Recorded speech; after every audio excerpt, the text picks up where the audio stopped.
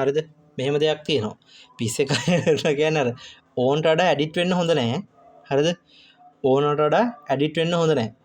කරන එකේ ලිමිට් එකක් අනිවාර්යෙන් තියාගන්නත් ඕනේ.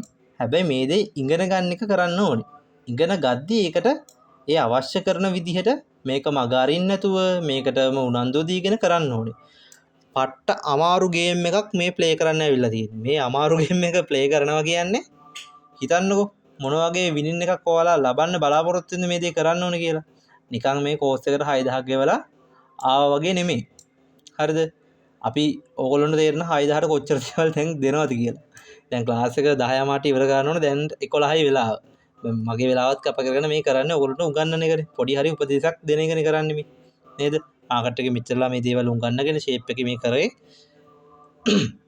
අපෙන් වෙන්න ඕනේ යුතුයකම. ඔයගොල්ලෝ ගෙවලා ආපු මුදලටත් වඩා දේවල් අපි උගන්වනවානේ. දැන් තව ICT ඉගෙන ගන්න දෙනවා. SK සිස්ටම්, MSNR ඔය හැම දෙයක්ම මේ පොඩි මුදලකටනේ.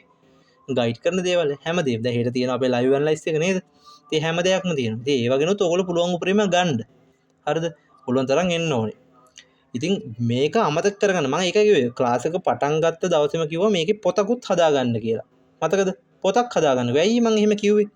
ඔයාලට මේකේ උගන්වන දේවල් මග ඇරෙනවා. අමතක වෙනවා. කන්සෙප්ට් කීයක් ඉගෙන ගන්නද? හැම එකක්ම ඔළුවේ තියනවාද? නෑ. ඔළුවට හැම එකක්ම එනවා. ටික ටික මේ ඔයගොල්ලෝ මේවා ප්‍රැක්ටිස් කරන මාකට් එකේ තව යන්න එක්ස්පීරියන්ස් කරද්දි මේවා එනවා. අමතක කරන්නවා මේ ටෙක්නිකල් ටික විතරයි මේ.